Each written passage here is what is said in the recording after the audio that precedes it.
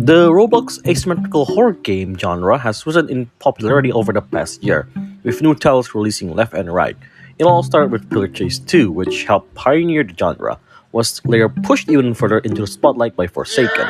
Most Roblox horror asymmetrical games take a heavy inspiration from Dead by Daylight, the games that started all, where one player takes on the role of a terrifying killer, while four others plays as a survivor trying to escape. Although Dead by Daylight itself is currently going through a rough period, its influence on Roblox is undeniable. That said, most Roblox asim games don't strictly follow Dead by Daylight structure. Instead of the classic 1v4 format, many expanded into a 1v8 setup, where survivors either complete objectives to shorten the match or simply try to survive until times run out. However, there is one game that sticks very closely to the original Dead by Daylight formula, so much so it might as well be considered a clone. I'm talking about Violence District. Created by Yusuf, Violence District is a quote-unquote casual asymmetrical horror game where five survivors must face off against a single killer, clearly inspired by Dead by Daylight. The game follows the exact same gameplay loop as Dead by Daylight, right down to both survivor and killer objectives. Unlike most Roblox asymmetrical games where you solve puzzles, search for items, or simply survive until time runs out, this game sticks closely to a more classic formula to the DBD. As survivor, you must prepare 5 generators by holding the left mouse button while occasionally hitting skill checks to avoid blowing the generators and losing progress. Open the exit gate once all 5 generators are completed, and if you fail to do both of them, you just lose. As the killer, your goal is to hunt down survivors and attack them until they are down, carry them to a spike spot and impale them, which is essentially the equivalent of hooks in Dead by Daylight. So yeah, it's basically Dead by Daylight but on Roblox. But to be fair, the game does try to innovate, at least on the survivor side. Survivors can buy items to help them during matches, and unlike Dead by Daylight, these items are permanent instead of having limited use, from what I see. And honestly, some of them are pretty interesting.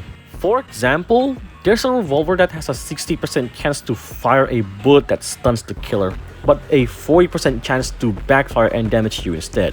It's basically like Chance's flintlock from Forsaken. There's a parrying dagger that parries any M1 or attacks from the killer and then stuns them.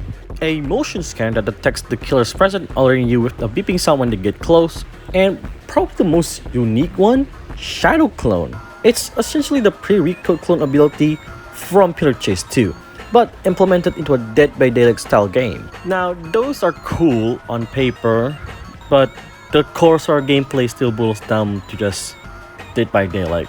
And honestly, I'm not even gonna spend much time talking about it because it would just be like this.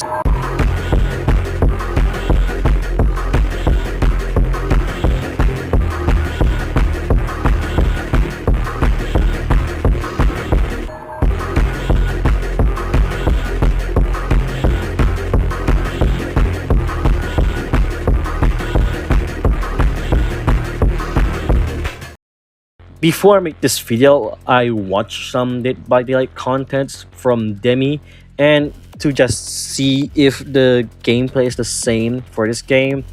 And after watching some of his videos, yeah, I can definitely that the killer gameplay in Violence District is just the same as Dead by Daylight killer gameplay.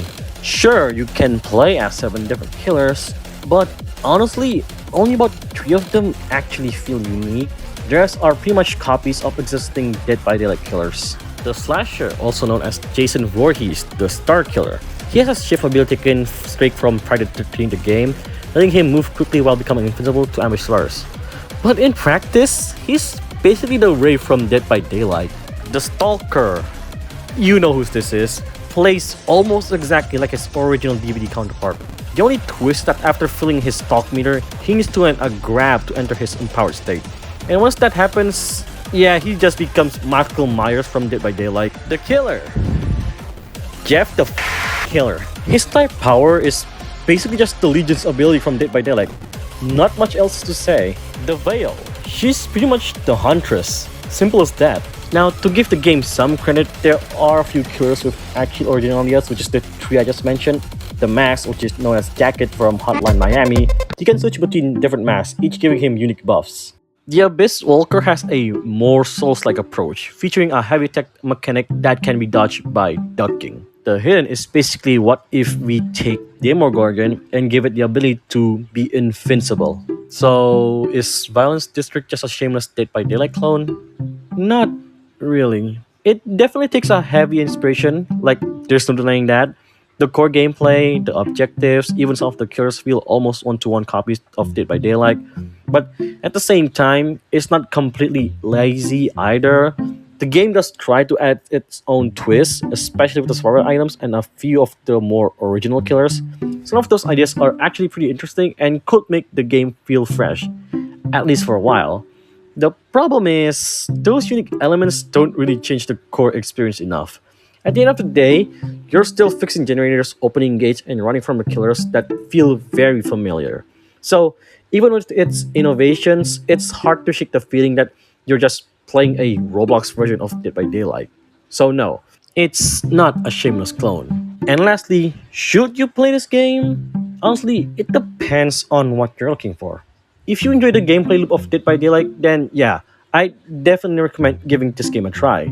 It captures that same tension of repairing generators, escaping pressure, and constantly being hunted, just in a more quote unquote casual Roblox style environment. It's also pretty accessible. You don't need to invest as much time or commitment, and the permanent items system and perks give you a bit more freedom to experiment and have fun without worrying about losing everything after one match. And to be fair, there are some interesting ideas here. A few of the killers feel unique, and some of the source items and perks add a bit of unpredictability that can make matches more entertaining. But at the same time, if you're looking for something fresh or groundbreaking, this probably isn't it. The game leans very heavily on Dead by Daylight's formula, and after a while, that familiarity can start to feel repetitive, especially if you've already spent a lot of time playing Dead by Daylight. So in the end, Balance District is a game that's easy to pick up, fun in short bursts, and clearly made with passion, but never fully steps out of Dead by Daylight's shadow. So, thank you all for watching, like and subscribe for more, and I'll see you all on my next video. Goodbye!